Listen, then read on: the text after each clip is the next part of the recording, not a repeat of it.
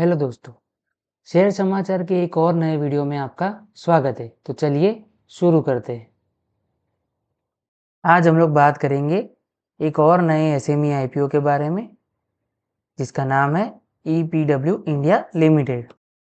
आज जानेंगे ये कंपनी क्या करती है, किस तरीके से अपना बिजनेस करती है। तो चलिए शुरू करते हैं।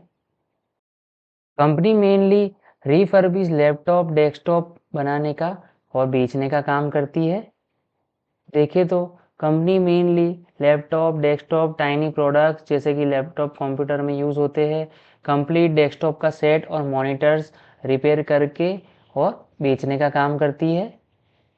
कंपनी में देखें तो company Apple, Acer, MSI, Asus, Microsoft, Samsung, IBM, Dell इस तरह की सारी बड़ी कंपनियों का डेस्कटॉप और लैपटॉप रिपेयर करके बेचने का काम करती है।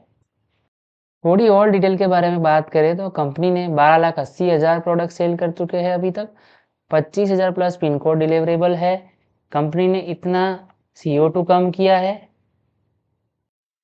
कंपनी फ्री शिपिंग भी प्रोवाइड करती है। 14 डे रिटर्न कर सकते हो आप। क्वालिटी एश्योरेंस मिलता है। पेमेंट सिक्योरली होता है। गूगल रेटिंग देखे तो कंपनी की 4.9 की है। जैसे हमने आगे जाना, ईपीडब्ल्यू इंडिया करती क्या है। ये एक आईटी इलेक्ट्रॉनिक रिफर्बिशिंग कंपनी है जो कि affordable refurbish laptop, desktop, Chromebooks, monitor और एसेसरीज बेचती है B2B और B2C चैनल्स में। मतलब कि कंपनी बिजनेस को और डायरेक्ट कंज्यूमर को दोनों को ही होलसेल और रिटेल दोनों में ही सप्लाई कर सकती है refurbished products. Company laptop, desktop, Chromebook और पेरिफेरल्स रिफर्बिशिंग करती है, उन्हें नया जैसा बनाती है और उन्हें रीसेल करती है डायरेक्ट एंड कस्टमर को।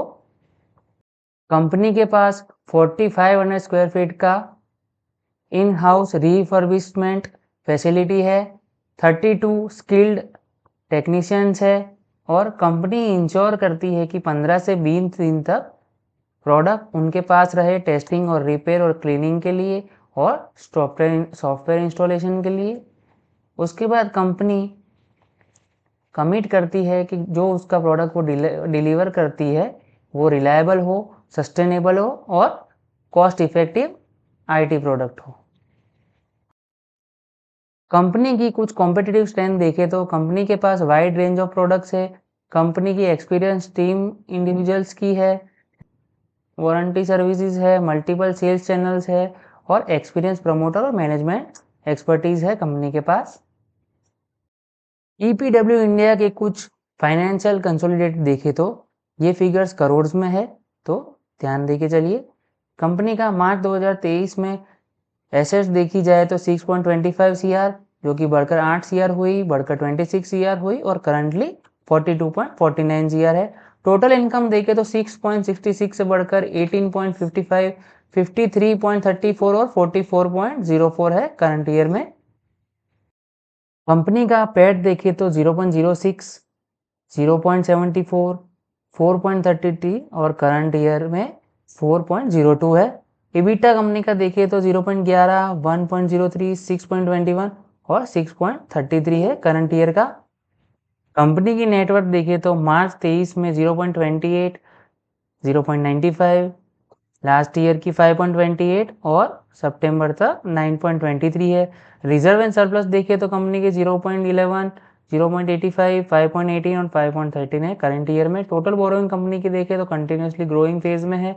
0.58, 0.23, 12.25 और 16.96 जो कि एक एसएमई कंपनी होने के कारण आज भी है। कंपनी एक्सपेंशन में अपना डेट यूज़ करती है, तो डेट बनना कोई बड़ी बात नहीं है एसएमई कंपनीज के लिए।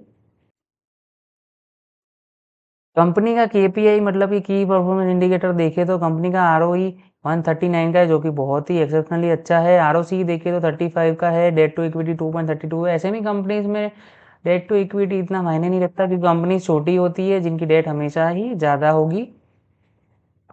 कंपनी की रिटर्न ऑन नेटवर्क देखे तो 82% की है जो कि बहुत ही अच्छी है। पैट मार्जिन 8.13 का है। EBITDA मार्जिन 11.64 का है। प्राइस टू बुक वैल्यू 15 की है। प्री और पोस्ट IPO EPS देखे तो 5.28 से बढ़कर 7.01 हो जाएगा। पी देखे तो 18.36 से घटकर 13.84 हो जाएगा।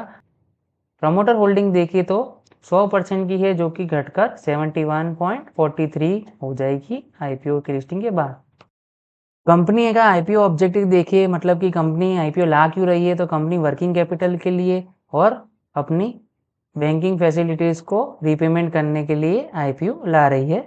ईपीडब्ल्यू इंडिया की आईपीओ डिटेल्स के बारे में ध्यान दें तो कंपनी का आईपीओ है 31.81 करोड़ का। ये एसएमई आईपीओ है तो हमेशा से छोटा ही होगा। कंपनी की फेस वैल्यू देखिए तो 5 रुपये की है। कंपनी का प्राइस बैंड 95 टू 97 है। 97 पे ही अप्लाई करना है। एक लॉट साइज जो हम देखते हैं एसएमई आईपीओ में बड़ा होता है, जो कि 1200 शेयर का है। पूरा फ्रेश कैपिटल है, एनएससी एसएमई पे लिस्ट हो जाएगा। आईपीओ की टाइमलाइन देखिए तो आईपीओ ओपन होगा 22 तारीख को, आईपीओ क्लोज होगा 24 तारीख को। अलॉटमेंट आपको 26 तारीख को मिल जाएगा। रिफंड इनिशिएट हो गए 29 को और क्रेडिट आपके डीमेट अकाउंट में शेयर हो जाएंगे 29 तारीख को। लिस्टिंग इसकी 30 तारीख को हो जाएगी, तो एक और एसएमई कंपनी 30 तारीख को मार्केट में लिस्ट हो जाएगी। आईपीओ के रिजर्वेशन के बारे में बात करें तो मार्केट मेकर्स के लिए 5%, क्यूआईबीज के लिए 47%, एचएनआईज के लिए 14% और रिटेल के लिए 33% है, जो कि एक अच्छी बात है।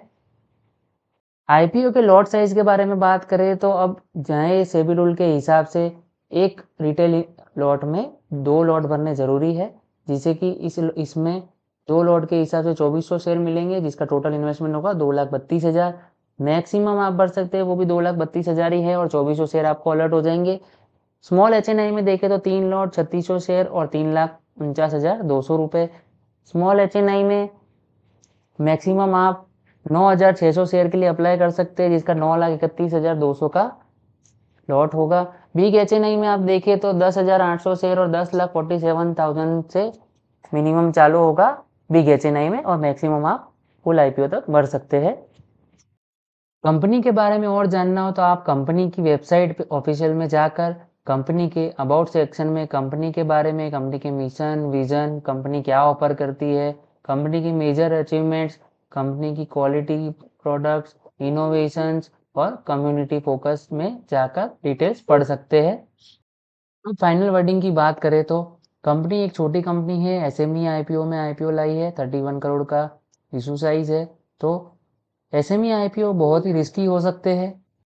उनकी लॉट साइज, उनकी लिक्विडिटी और उनके साइज के हिसाब से, तो इसे ध्यान में लेकर चलिए।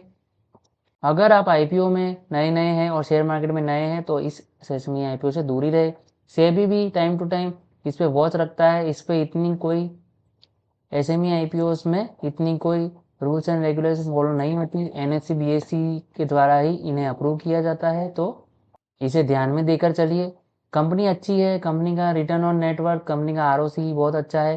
कंपनी फ्यूचर में एक अच्छी कंपनी बन सकती है, तो इसे ध्यान में लेकर चले। ये कोई बाय सेल रिकमेंडेशन नहीं है। मैं कोई सेबी रजिस्टर फाइनेंशियल एडवाइजर नहीं हूँ, तो अपना इन्वेस्टमेंट अपने फाइनेंशियल एडवाइजर को कंसल्ट करके ही करें। तो आज के लिए इतना ही, मिलते हैं एक और नई वीडियो में।